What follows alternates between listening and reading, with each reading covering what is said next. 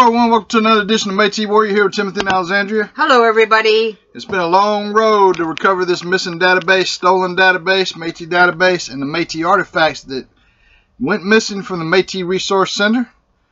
But we are going to talk to someone who was able to recover some Mukluks.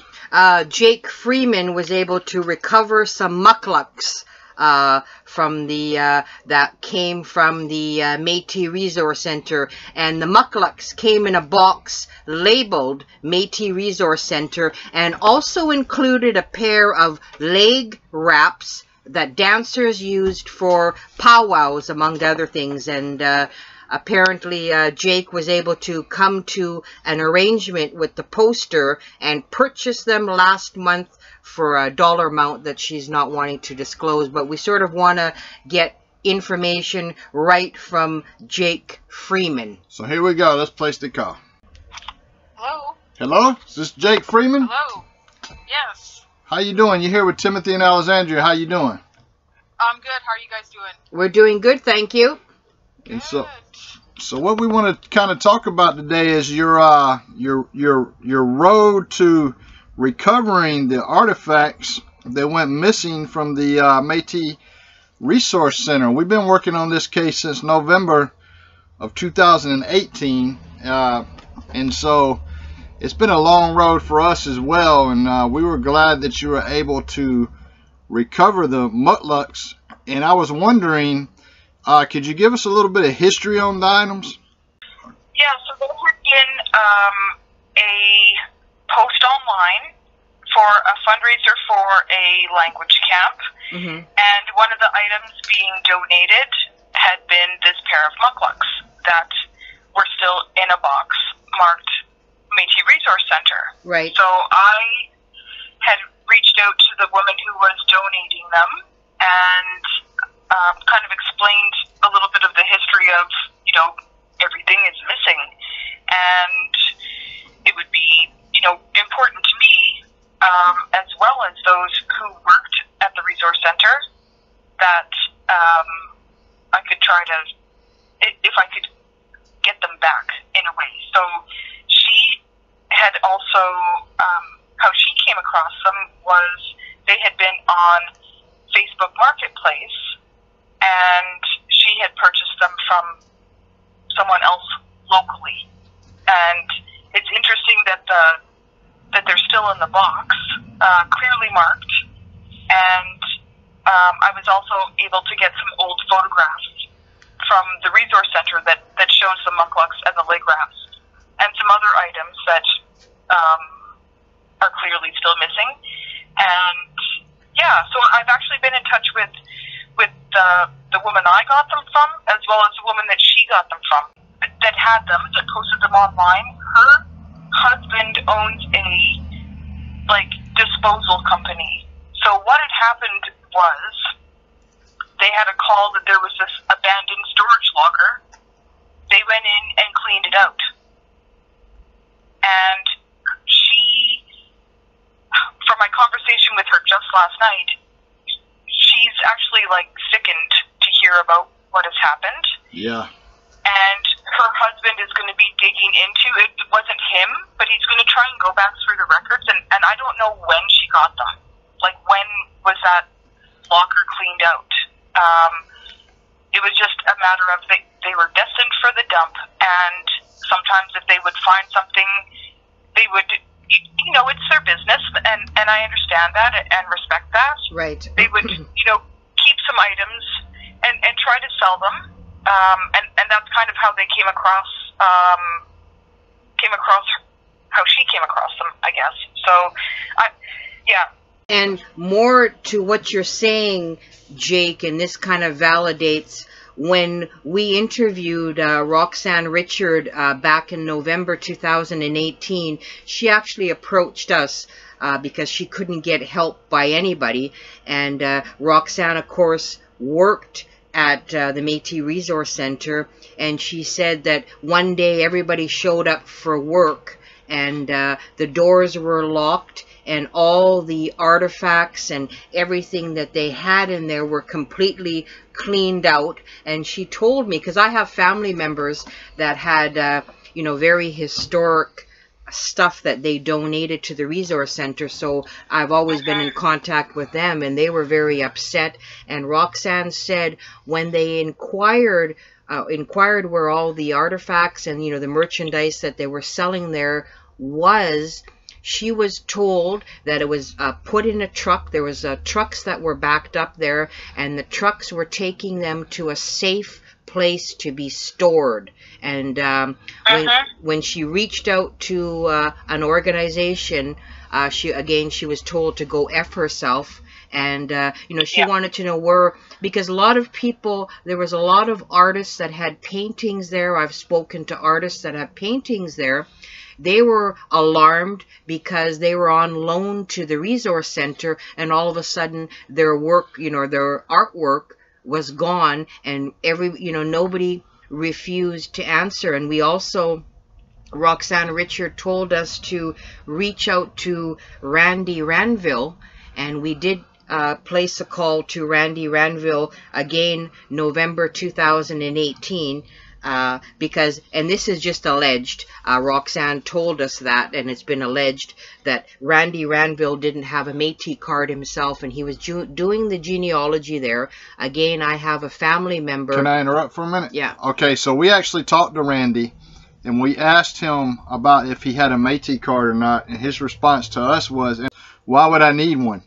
But, you know, that's his response to us. And at that time, we was thinking, because if you're signing off on people's stuff, you know, and you're not Metis yourself, and at that time, that was a requirement to get into the MMF.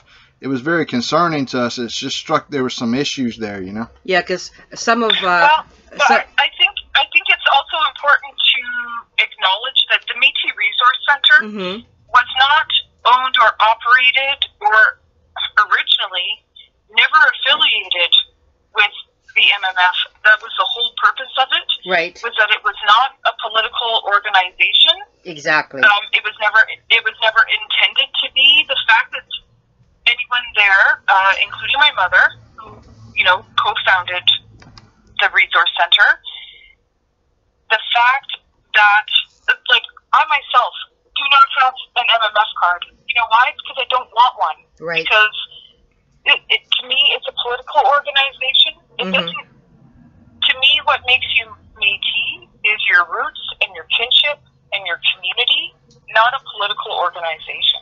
So, for Randy not having a card, to me, that's fine. I do not think that just by having a card, that's what makes you Métis, or it doesn't. And there needs to maybe be that division of history and culture from the politics. Right. And in Randy's defense, and in my defense as well. Exactly. And then, you know, disagree. Tell me if this statement is true or not. And it said what we researched is the Métis Culture and Heritage Resource Centre was created in 1995, a non-profit organization dedicated to the preservation, restoration, and promotion of Métis history, providing affordable genealogy services. Correct. And what anyone would do with their genealogy was up to them. Whether they took that genealogy to the MMF to apply for a citizenship card, that was up to that person who owned that genealogy.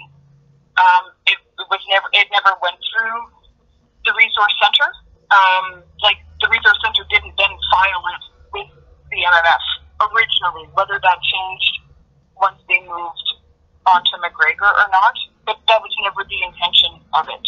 Right. And all we've been trying to do is get to the bottom of the missing database. And if that lady that was everybody's been accusing, if she was actually innocent of this, we would have gladly had her on the show, had her cleared, let her tell her story, and then we would still be in pursuit of this database and these artifacts. And we're glad that you were able. And the fact that she has not done that has raised a lot of red flags with us. And a lot of people has pointed their fingers. We have a lot of information over the last 2 years that we have been able to maintain, and to where we are getting ready to release a few names here.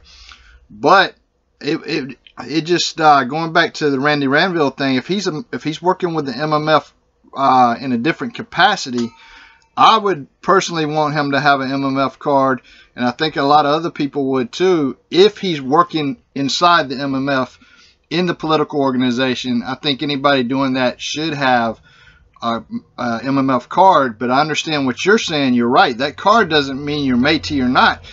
You don't need a card to be Métis, and so I completely agree with that 100%. And you know, I agree with you too, because I mean, myself and all my family members, we've had an MMF card for over 15 years, and that doesn't make me more Métis than you, because again, it goes down to kinship, community, family, and heritage. And a piece of plastic doesn't make you more Métis than somebody else. Yeah, the Resource Centre was formed, again, as a nonprofit, separate from any political organization, for that very reason, that saying, you know, in some cases having a card may help, but that doesn't make you who you are as a Métis person. So that was really kind of, and it could have, to me, that could have been some of the conflict between the two, because you can be Métis without having a citizenship card. You know, one is your culture and your history and your heritage, and the other one is it really is politics. And I'm not saying that there's a bad one is better than the other. They're just two separate things, and I think that you know, the intent was those two things should have stayed separate. And the fact that the Resource Centre was one of two places, the only two places, that the MMF would accept the genealogy from. And it also helped them clean up who their citizenship was as well, based on that genealogy. So to me, what makes you Métis really is your genealogy. And I do understand as well that database is gone and or missing, misplaced. I honestly have no idea. And one of the reasons I wanted to talk about the Mukluks was that there's a whole bunch of stuff from the Resource Centre, including the database, that is either gone or no one's talking about it. And to me, the reason why the Resource Centre had been started was about the history. And I think that a big part of the awareness of Métis culture now comes from the Métis Resource Centre. And I think it should be acknowledged as part of the history of the Métis Nation. And let me ask you this question, because you said your mom was instrumental in helping start that Resource Centre there. Can you give us a little bit of how that went down, came about, the whole starting of the Métis Resource Centre? Yeah, again, I would have been 16, so I'm not really too familiar, but I know from my memory, what I remember was I was asked, you know, in school to do a family tree. I think that's kind of how a lot of people get the bug on their history. And my family we never hid the fact, other than my great-grandmother, we never hid the fact of who we were. We were very proudly Métis, from my grandmother to my mother and to me. And I think that with the Resource Centre, they wanted to create a space where not only Métis could learn, but also allies, Right. non-Métis, could learn about who the Métis people were, again, outside of the politics, strictly on the history and the culture of the Métis people, and how the genealogy started. To be honest, I'm not that familiar with that. I just remember, you know, going down there and when they were on Albert Street, folding newsletters and stuffing envelopes and dusting shelves and doing printing and that kind of thing.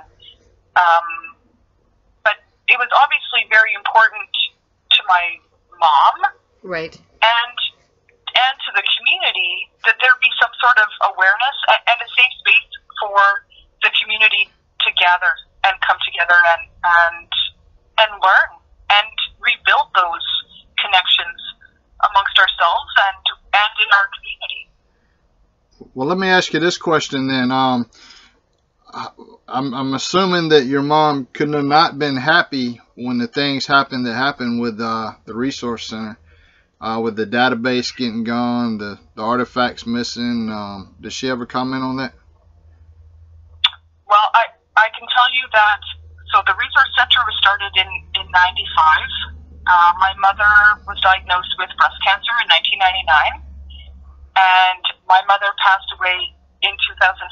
Actually, the 15-year anniversary of her passing was the day before the APTN story came out. So, wow. Sorry to hear that. We're sorry to hear that. I did not know that. Right. I apologize. Yeah, which is why it's been really kind of emotional, and why I want to make sure that the history of the Resource Center and my mom is kind of still out there. It is still a piece of the history, and so when my mom was still alive, the Resource Center was always on Albert Street, and that really, losing my mother, and how much the Resource Center, it really was like another child to her, and it was very hard for me to maybe stay connected because it wasn't the same place there for me with my mom gone.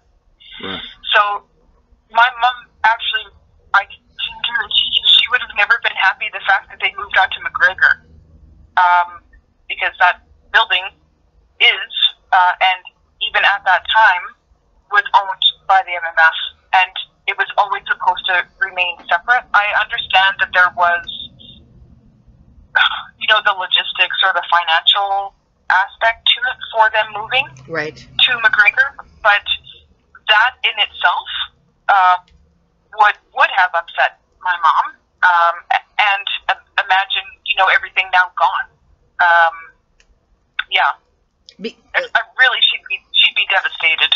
And you know what? Your mother, I mean, what an amazing thing that she did. And the crux of being a Métis, again, is kinship and community. So she created a safe haven where people, and I mean people meaning everybody, could come in and learn about the Métis people. I mean, that's such a huge accomplishment, because, people can learn, and you're not discriminated. Well, if you're not Métis, you can't come in, and we need more of those places. And I know, again, when we spoke to Roxanne in 2018, she said that she ran the Métis trader section, and again, that's when it was on McGregor Street. She, there were sashes there, jewelry, and all that kind of stuff.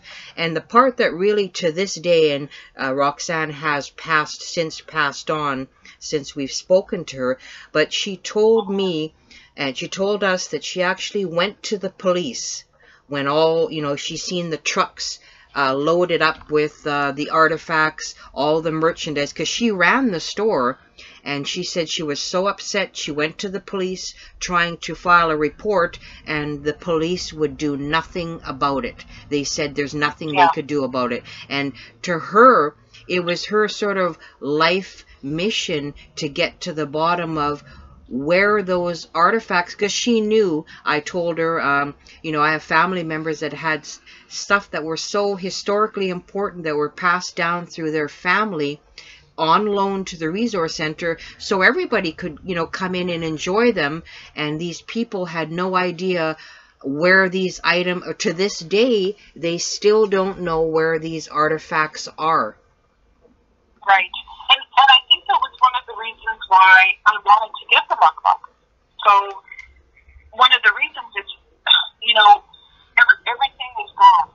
But someone gifted or donated or loaned them, and I know what it's like, to have my mom gone, and that trying to learn more, even about my own family history.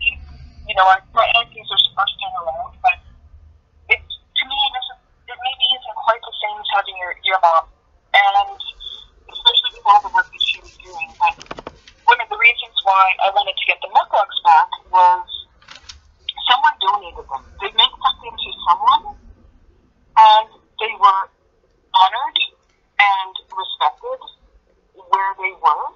And I don't know who made them. I don't know who donated them. I'd maybe like to try to find out. Maybe someone had them on loan. And to be honest, I don't know if I'm ever going to find out a lot of that.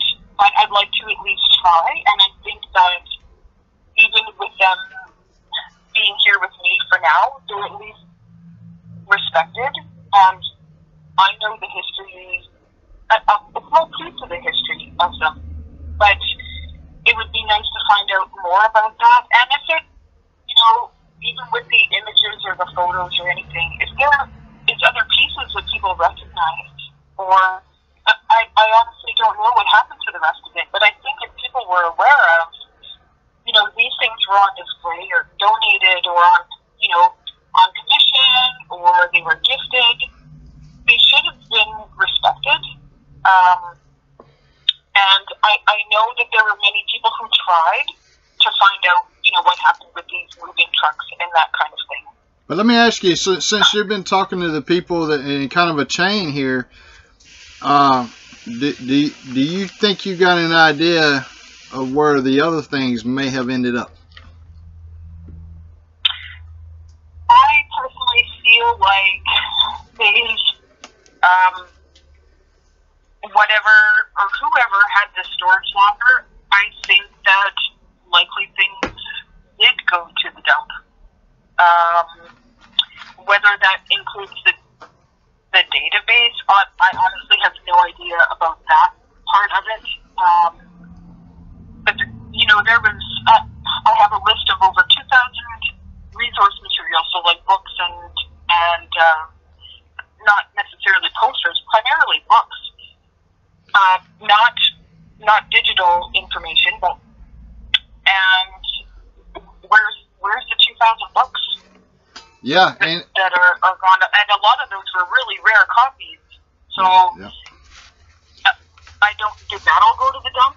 I have no idea. No. Or I think that stuff we're collected ahead of time? We're pretty clear on who's responsible here, and we're going to be releasing a show in the very near future here with a lot of shocking information as far as the database goes. Some of the artifacts, yeah, they're going to be a little more difficult, but we had a lot of people step forward, and we've been putting all the pieces of the puzzle together for the last 2 years. Because we also did discover, and this will be in a later show, we did discover in our investigation that the Metis Resource Centre of Canada had set up an online store August 14th, 2017, under that name, the Metis Resource Centre of Canada, and some items that were on McGregor Street were being sold on this online store in 2017. We have the information. We're going to bring the names and everything in a further show, because like I said, we've been doing in-depth investigation on this since we got contacted, and it was Roxanne that contacted us because she had nowhere else to turn. She contacted media, the police. Well, she contacted APTN, and they didn't even give her the time of day. And the reason why they didn't, I feel, is because some people are just bought and paid for, and they. Go ahead. Yeah, I'll be honest with you. There was a few people that I had been talking to,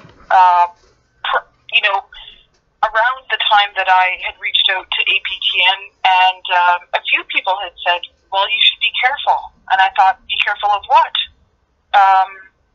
Where is everything? And how come? I think people know, but why aren't people sharing it? So, well, I would agree with you on your last statement. I'm trying to not be political about it. I would just like the pieces and the history, to me, that honoring that stuff is what's important. Yep. I don't want want to do any more infighting amongst ourselves or between organizations. Mm-hmm. But people, I think there's someone out there who knows something, and I wish people would step forward. Because you know what you're absolutely right. The end result or the end goal is that all the artifacts need to be placed somewhere. I mean, or, you know, given back to the people that donated it, give them that option to have it back. Or if they say, well, you know, we're going to put it in a different location, that they agree to it. But we need to have those artifacts back. And I think that's the end result. I mean, at the end of the day, okay, it's been how many years from now? I mean, you could play the blame game to the end of time. But you're absolutely right. There is somebody out there. There's several people out there that know exactly what happened, where where it went down. Our investigation revealed we know exactly where the database went. Yeah, we have know names a lot of stuff. I mean, we've been doing investigations, so we have names and stuff, and we've actually had victims that had their personal information contact us. We've interviewed them where they're wanting to go to the police because, you know, their sensitive personal identification is floating somewhere, and you know, they wanted us to act on the database. We've done in-depth information on that. But the end result is, and what you said about the storage locker, it fits exactly what Roxanne told us, that it was placed in a safe location, and somebody had to place it there. And I mean, let's just do the right thing, and let's just preserve the heritage and the culture so future generations can have access to it. I mean, the bottom line, okay, who cares? Let's just do the right thing. And really, that was, again, the whole purpose, you know, of the Resource Centre, was to educate and to learn from pieces as well, you know, if they were donated. And, I don't know, to me it's heartbreaking that, you know, there are some people fighting amongst themselves, and there's a big piece of, you know, Manitoba Métis history, which includes the Resource Centre, that isn't being acknowledged. And a lot had been done by the Resource Centre, and I honestly don't feel like it's appropriate to be dismissive of the progress that was made in the short time that they operated as a non-profit individual place. You know, and there was, I remember tons of times that, you know, my mom would go to primarily elementary schools. She loved going and teaching all children about who the Métis people were. And I think it really gave us a sense of pride, to be proud of ourselves, and in sharing that, letting other people be proud of who we are, and acknowledging, you know, our distinct nationhood, which really has nothing to do, again, with the politics. And I think it's like any nation, you want to honor and acknowledge the pieces. That's really what I would like to see done. The fact that this box that had the leg wraps and the Mukluks in them were destined for a dump. That is super unfortunate. But maybe there are some more pieces out there. And I know even for myself, I'm going to learn something about these Mukluks as well. You know, maybe who made them, what community they came from. So let me ask you this question. What was the condition of them when you received them after all this time? They actually look, the beadwork is impeccable. It is fantastic.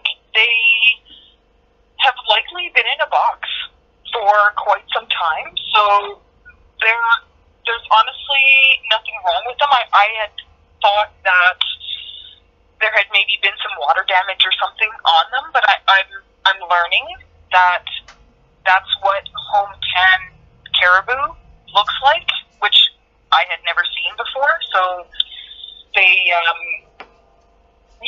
I think that is just what the leather maybe looks like. But the beadwork, they have been worn. Like, these were someone's mukluks that they had worn, or was something in their family that were donated to the resource center to use as a teaching tool. So, and I think we're still learning lessons. So I'm going to take that as a sign. Yeah, and I mean, I agree with you totally, because myself, with my own background, I sat on the board, the executive board of Grant's Old Mill Museum in Winnipeg. That was we don't know the site, close to the site where Cuthbert Grant Jr. had the first mill there. And I mean, that was the purpose, or that is the purpose of Grant's Old Mill Museum. There's artifacts in there, is to educate people and to make people excited about Métis culture and history. Because I know my younger son was a tour guide there, and he portrayed Cuthbert Grant Jr. in costume and all that, and they did school tours. And if you could see the excitement on the children's faces when they, you know, could see the grist mill working with the grinding of the wheat and everything into flour. And, you know, they were learning about Métis culture and history without even realizing it. And you could see the little glow on their face. And you know what? That stuff is priceless. You can't get that from a textbook in the classroom. They can touch buffalo robes, bear hides. You know, that's something that the kids will remember. And I think it's important. That's exactly what the Metis Resource Centre was doing, is that bringing Métis people to life and out of a book where people could touch history. And I think it's very important for people to experience history outside of a book. Yeah. And there is such, obviously, like, I actually don't live that far from Grant's Old Mill, which is kind of funny, I guess, in a way. But really about the history of the city that we live in as well, and the role that the Métis played in that. You know, that's super important part of, you know, all Winnipeggers' history is learning about why this city is even here, and the Métis played a huge role in that.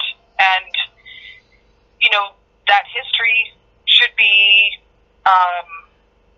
well, we know it should be learned, but it should also be respected as well. And in a way, I kind of feel like how the Mukluks and the other items that were, you know, left in the storage locker and destined for the dump, they weren't respected.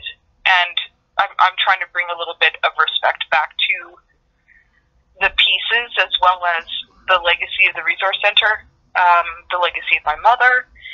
So that's kind of where I'm coming from as well. It's really bad that your mother's what she had started ended up having somebody get inside there and do such dirty things with it, and we're very disappointed in that. And it would have been great for the person to step forward and say, look, I have the database. Anybody that wants copies of the records can get the copies of the records. That would have been upright and a good thing to do, to return the artifacts and things of that nature. But instead it was greed, and greed, we know, and that's what's destroying our communities right now, is greed. And it's a shame. Absolutely. It is a shame that that had to happen. And I would like to see somebody like you running the Metis Resource Center, and not somebody who's destroyed it trying to take the name and reopen it. That's just not right. But I think too, Jake, I really think your mother would be extremely proud of what you're doing. And I mean, you're doing a great thing. And I mean, the recovery of the Mukluks, and then there was some leg wraps. I think, you know what, she would be extremely proud, because you're carrying on her legacy, because she really kind of broke ground and having the center where, like I said, people could drop in and just come experience history. And I think you're doing a wonderful thing, and you're sort of bringing Métis people back to what we originally should be. And it's about kinship, community, celebrating food, music, dance, and just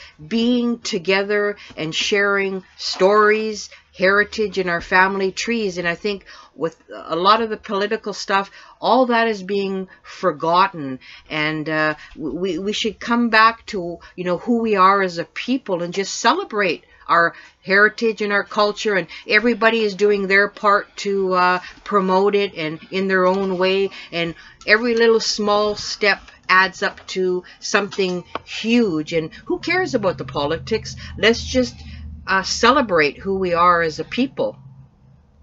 Right.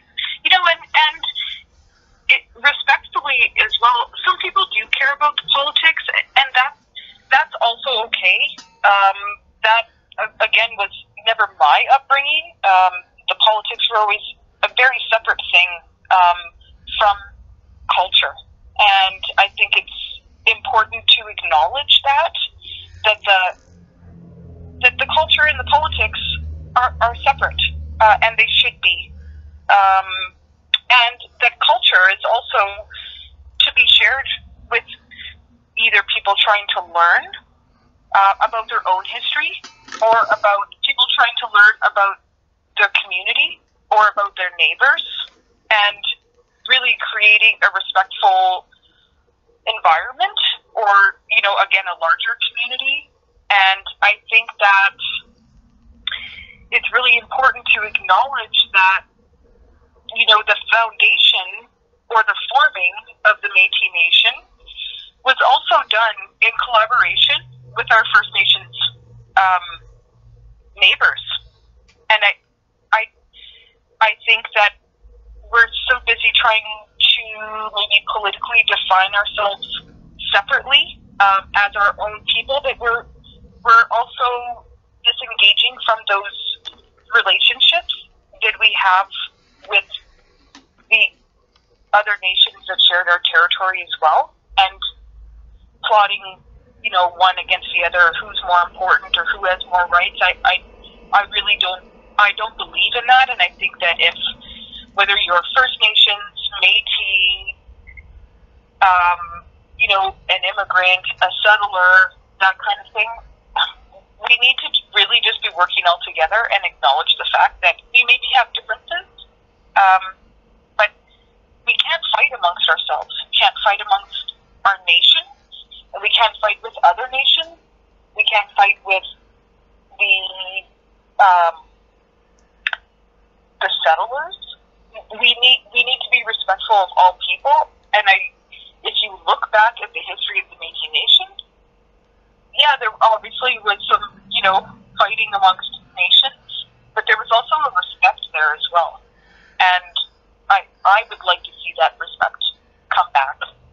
Yeah, unfortunately, politics has become part of the culture in 2020, because it's more of a, like, as Métis, you have rights, you have harvesting rights, and you, unfortunately, you need protection of those rights. Somebody who can, organizations that can afford the attorneys to defend you in court. And it's very unfortunate that it has to go that route. But for people who want to harvest as a Métis, they need to, they have to have these political organizations that are going to support their right to harvest. And that's, unfortunately, that's the way it is. But, you know, again, there's also going to be other Métis who don't harvest. That doesn't make them less Métis because they don't have a harvester card or they don't have a citizenship card. So there's different ideas. You know, everyone has their own sort of different everyone has their own different personality and the things that they like to do. But of course, with regards to harvesting, yeah, you do have to have that political backing. And again, in a way, I respect that as well. That was also a huge win for the Métis Nation, was to have their hunting and harvesting rights acknowledged. Yeah. Because that's absolutely true. Because I know when I was a kid and I used to go with my grandfather, he was a trapper. He had a trap line. He went moose hunting in the Duck Mountains, Riding Mountains, Manitoba. I mean, at that time when he did that, I mean, it was to feed his family. I mean, he didn't need a license. There was no such thing as a harvester card. He was just living his life as a Métis man. And I mean, now with conservation and all that stuff. But I mean, you're right. A card, any kind of a card, just because you don't hunt or fish doesn't mean you're any less Métis. Right. But if you could speak to the people that have the artifacts out there, who have the database, if you could speak to any of these people right now, what's the thing that you would want them to hear you say? I think that if there is stuff out there, and if someone's maybe aware of it, I think there's also pieces like the Mukluks that I got. They weren't aware of the history of the Resource Centre or how those pieces came to be. So only with speaking to those who would be aware of anything would be that if it's a, whether it's books, artifacts, database, that kind of thing, yeah, that's a piece of someone's history, personal history, and also the history of the nation as well, and that it should be respected. And again, from me, I don't want to blame anybody. I don't want to really, stir up things. I would just want the right thing to be done, and that the history of the nation and those families that donated pieces, I'd want that to be respected. And if there are pieces out there that people are aware of, that maybe they could get them back to a safe place so that they could be respected and honored how they were supposed to be. I think part of the reason for doing the story is to let people know that there are still people who are aware of what happened, and people haven't quite forgotten it, and it isn't that far in the past, and it isn't too late to do the right thing either. That's right. That's absolutely right. And I mean, off the record again too, is that don't go off the record. Roxanne, I just wanted to tell her. All right, go ahead. Okay, at this point we went off the record. We would stay off the record for quite some time, and then we would come on to wrap up the show. But it was a very great interview with Jake Freeman. We definitely appreciate having her on the show. And right now we're still off the record, but but we will be updating you in the future with more on the missing database and the missing artifacts. We want to thank you for joining us on the show today, and we really appreciate you enlightening us on the Metis Resource Centre and what its main purpose was, and how it is very important to honor the culture and focus less on the political side of things. And we do appreciate you joining the show. Thank you very much. I appreciate you. Thank you. I appreciate you having me. Thank you very much. Okay, now I've wrapped that up. So now everything everything can be off the record.